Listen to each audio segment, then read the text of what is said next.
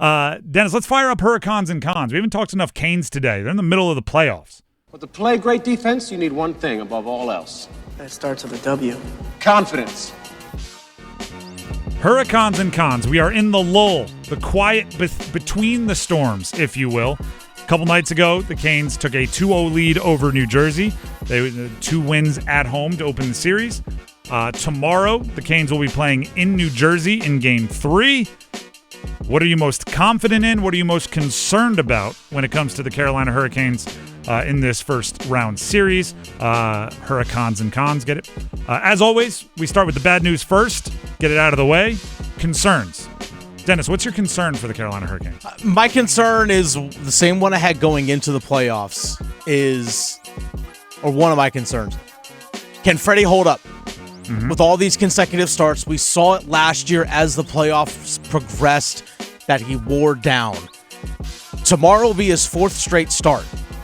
He started the last game of the regular season and then obviously games 1 and 2. It's going to be his 4th straight start. Now, ironically, obviously his most recent start was the best start he's had in about a month. How far do you push that? Exactly. Every time he plays consecutively, he gets better. Well, it's like, does that go on forever? Should we have played him 100 straight games? And it might help the fact that there's an extra day between games, between games 2 and 3. So I think that helps a bunch. So he's clearly finding a rhythm. How long can that last? But if Carolina can take, this is a little bit further down the line. If Carolina can take care of business early, they're going to have a good chunk of time off before the start of the next round of the playoffs, which will give them time to rest. But it's still a concern, all these consecutive starts. Part of being a sports fan is overreacting. So I will admit probably an overreaction for my concern here. But I'm going to go forward scoring. 7 goals scored through 2 games. That sounds like a ton, right? Yeah. 2 of them empty netters. Okay. So let's take those out.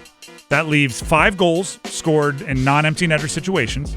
Jalen Chatfield scored 1. Shane Gostisbehere scored 1. Yeah. They were each the openers for the Game 1 and Game 2. That's 3 goals in 2 games for your forwards. 2 of them by Stankoven and 1 of them by Jordan Martinook. Shorthanded, which Jordan Martinook shorthanded is awesome, and it was a beauty. It's not the most repeatable thing in the world. It's not like, great, we're going to get shorties from Martinook now. We'll bank on that every other game.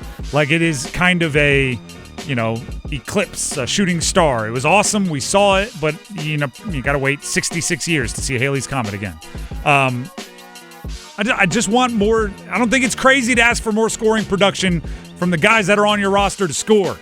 Am I overreacting to 2 games that you won, 4-1 and 3-1? Potentially. Am I overreacting to 2 games against one of the better defensive teams in the league? Potentially. But also, you were facing a bunch of their backups, particularly in Game 3. And I know Markstrom had a really good game, but, it's the playoffs. You're going to have to beat good players occasionally.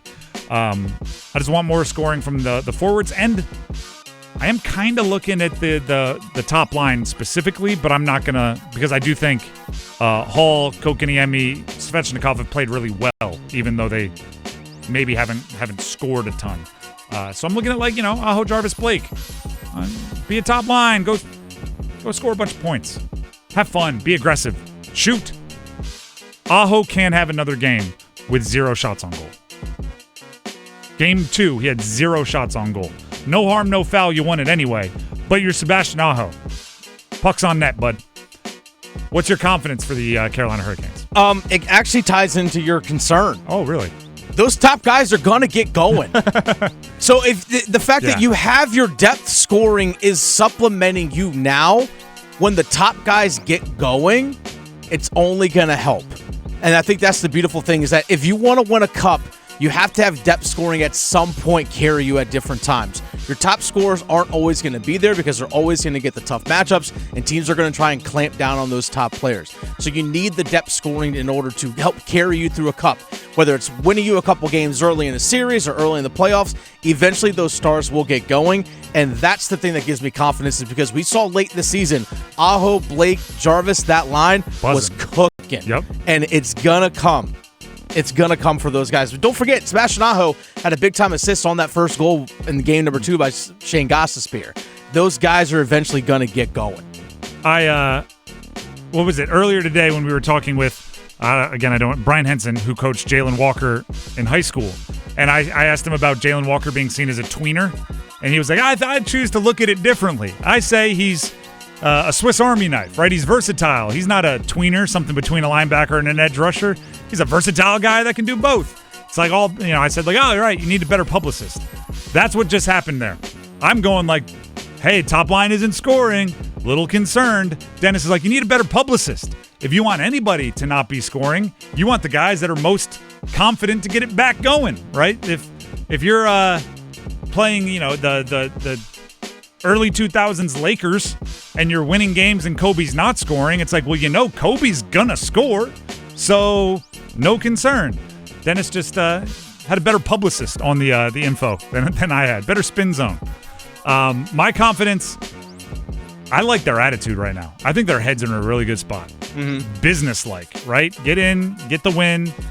I love, and it's a risk to even try, but I love that they flipped the switch at the start of the playoffs. That they were kind of lackluster their last week, 2 weeks of the regular season, and it didn't carry over at all into the postseason. I think that's the sign of a team that really understands kind of their status, right? They really understand themselves, and flipping the switch is very important. So I just like that. I went a little abstract with it. Here's a good quote for you from Jordan Martinook. This is actually from our good friend Walt Ruff, Hurricanes.com. Martinook earlier today said, quote, "We did our job. We won at home, and now they're going to try and do theirs," referring to the Devils. So we've got to go in and make it hard on them. I mean, I like pretty much everything Martinook says. Yeah. He had the first intermission interview in Game 2, and was very blunt. Like, we did not get it done. We did not do our job. And I'm paraphrasing, but it was very obvious he was thinking, like, all right, somebody's got to give this team a spark. And then he was definitely a part of the spark in the second period. I'm like, that's a guy that's seeing the field, the ice, right, the big picture really, really well. Martinook's, I mean, you've said it, right? What do you call him, the heart and soul? Heartbeat? Heart and soul of the team. Heart and soul. He's the heart and soul of the team. He's the heartbeat of the team, whatever you want to call it. Martinook's got you. There's our Hurricanes and Cons. If you want to send in some Hurricanes and Cons, you can. Search 99.9 The Fan on YouTube. Our live stream is there. We live stream every show, waving to everybody out there in YouTube land right now.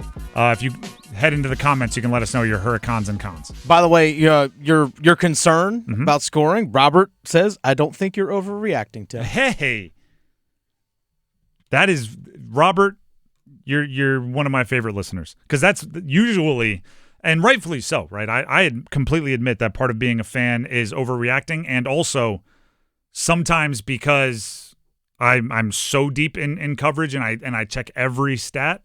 Sometimes I do overreact, but fans love to tell me I'm overreacting. Love to. This Kane season, I got 1 billion "you're overreactings." I don't think I was, but Robert doesn't either. So, That's like, well, my mom says I'm handsome. Well, Robert doesn't think I'm overreacting. Shout out, Robert.